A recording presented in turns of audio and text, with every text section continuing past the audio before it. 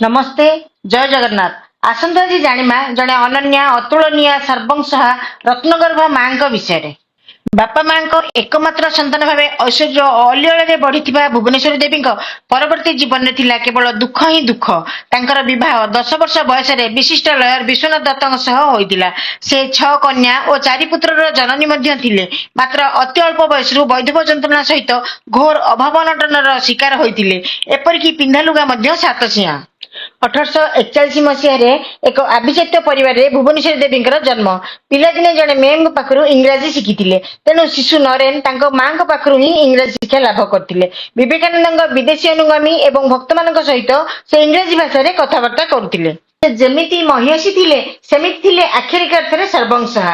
घोर अभाव असुविधा थिला बेले अंतर्जामी ठाकुर रामकृष्ण परमहंस देव दक्षिणेश्वर थाई जानीपारे जे तांकर प्रिय शिष्य नरेन मां पिंधा वस्त्र खंडे मध्य नाही। से नरेन हाथ में खंडे वस्त्र पठाइले नरेन ताहा ग्रहण करने को अस्वीकार कले।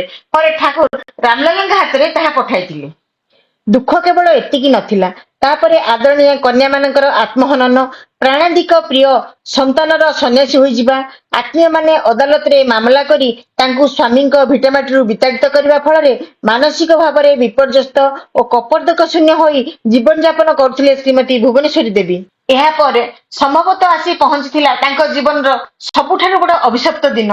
1902 मसीहा जुलाई मास 5 तारिख विवेकानंद देह को जेतेबेले चंदन काठर बिड़ा उपरे शुआई दिया जाइथिला। ठीक सेतिकी बेले सेठारे आसी पहुंचीथिले जननी भुवनेश्वरी देवी। बुकु फटा चंदन ने चतुर्दिक कंपी उठिला।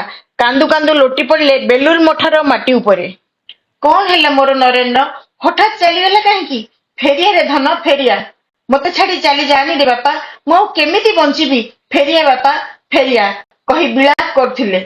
उपस्थित सन्यासी माने तांकु शांत करने को चेष्टा कले। तापरे अर्धचेतन अवस्था तांकु टेकी नहीं नौका बसाइले। जली उठिला विवेकानंद चिता। गंगा नदी तथापि भासी आसुची भुवनेश्वरी बुकु फटा कांदना, फेरिया धन फेरिया। धीरे धीरे भुवनेश्वर को नहीं जाउथिबा नौका अदृश्य हो गला। तथापि गंगा बुकुरे भासुथिला तांकर कांदना। प्रतिध्वनित हेउथिला फेरिया बापा फेरिया। दुर्भाग्यर अंत एतिकी होई नथिला। मझिया पुओ महेंद्रनाथ निखोज। स्थान पुओ भूपेंद्रनाथ इंग्रेज मानकर विरुद्धाचरण करी जेल ले एवं तापरे मांकर बहु कष्ट संचित अवशिष्ट संबल जहा किछि गहना थिला सब बिक्री करी देई मार्किन देश को चली गले। एते सब नीरव रे सह्य करी निसहाय अवस्था रे विधवा मां को आश्रय रे बाकी जीवन अतिबाहित करथिले।